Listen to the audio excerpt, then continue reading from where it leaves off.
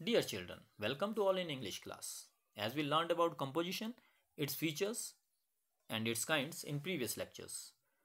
Today we learn about the punctuation and its kinds. Let's start. What is punctuation? A punctuation is the art of using the proper marks or stops or points in the correct places in composition. प्यारे बच्चों, जिस तरह हम अपनी भावनाओं को वाक्यों के द्वारा व्यक्त करते हैं, उसी प्रकार उन वाक्यों को लिखित रूप में अपनी भावनाओं को दर्शाने के लिए पंक्चुएशन का बड़ा महत्वपूर्ण रोल है. Punctuation is frequently a matter of feeling or emotion or style. Let's take an example. He is running. What are you doing?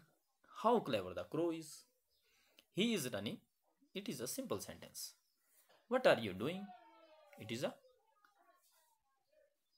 interrogative sentence. How clever the crow is. It is exclamatory sentence.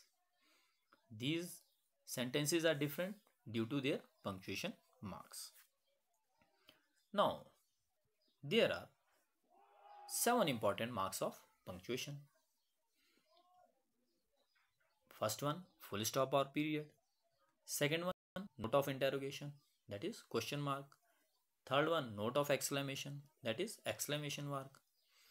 Fourth is inverted comma or quotation mark. Fifth one is comma. Sixth one is semicolon. And seventh is colon. There are other marks in common use, that is dash, parenthesis, apostrophe and hyphen. But here, dear children, we discuss about only first 7. Let us start one by one. The full stop or period. It represents the longest pause. It is used at the end of declarative or assertive sentence. As you know, assertive sentences are affirmative or negative sentences. For example, she is painting. I don't like mangoes. प्यारे बच्चों, full stop Hindi के पूर्ण विराम की तरह ही प्रयोग में लाया जाता है. At the end of imperative sentences it is also used. Imperative sentence के अंत में भी इसी का ही हम यूज करते हैं. जैसे bring me a cup of milk. We used after the abbreviation and initials. किसी की abbreviation लिखनी हो वर्ड की, उसमें भी फुल स्टॉप का ही प्रयोग होता है. जैसे MA मास्टर ऑफ आर्ट्स, अगर इनिशियल है फेब्रवरी को शॉर्ट में लिखना है तो FEB और डॉट फुल स्टॉप ही यूज करते हैं. Now second mark of exclamation is not of interrogation. It is used after a direct question. ये तो बच्चों आप ऐसे भी जानते ही हैं कि प्रश्न पूछने के लिए हम क्वेश्चन मार्क का ही प्रयोग करते हैं.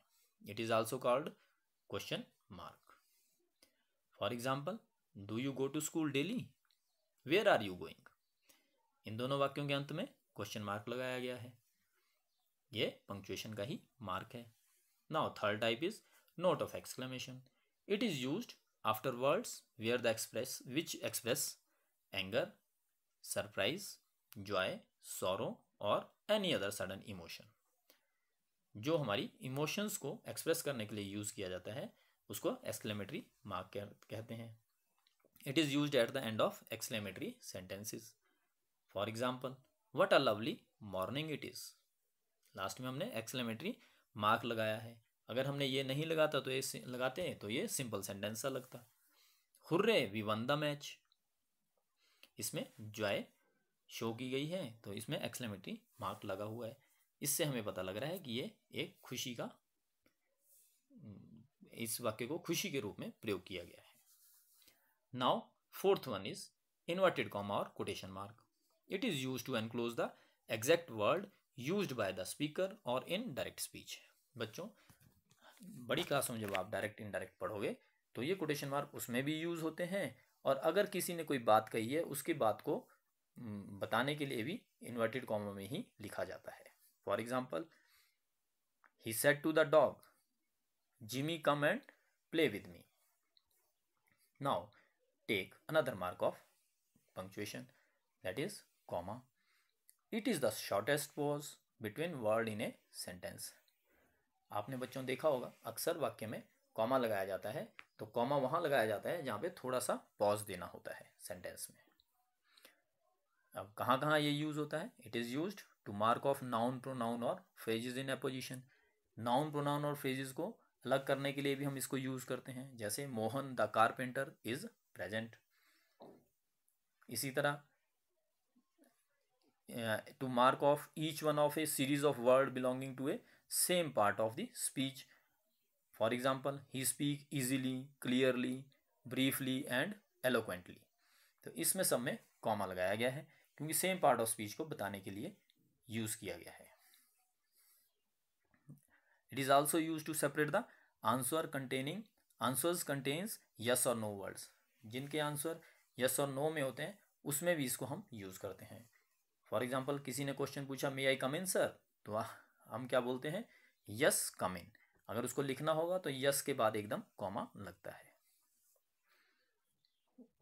उसके बाद it is also used after a salutation.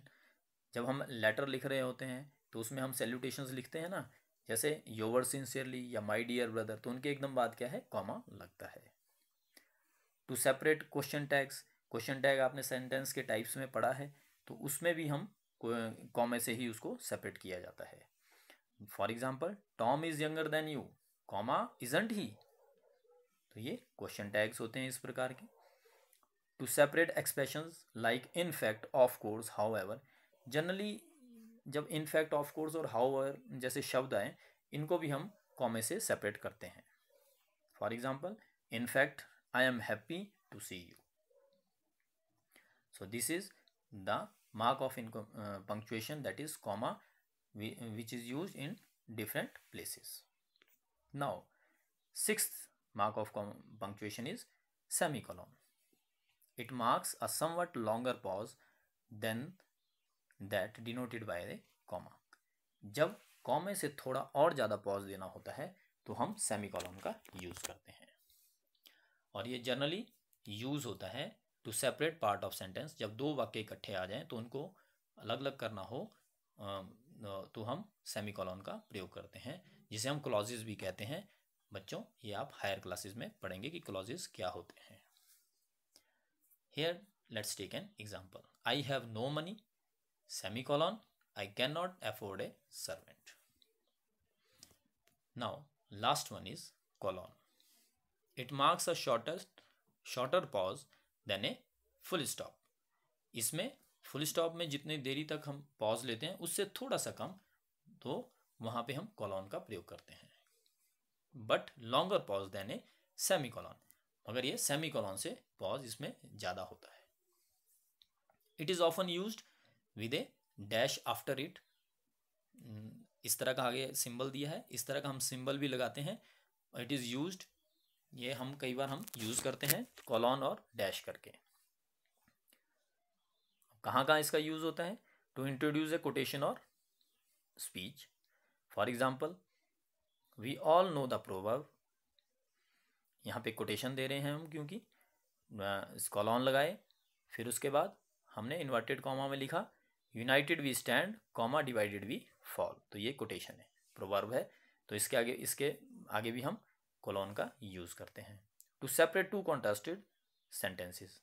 और जब दो विरोधाभास वाक्य यूज़ कर रहे होते हैं तब भी हम कोलन का यूज़ करते हैं. For example, man proposes, God disposes. So, dear children, this is all about the punctuation. Hope you understand all about this. There is a worksheet along with the video attached. So, dear children, solve the question in the worksheet so that you can develop more understanding about the topic, that is punctuation. Thank you. Be happy and safe.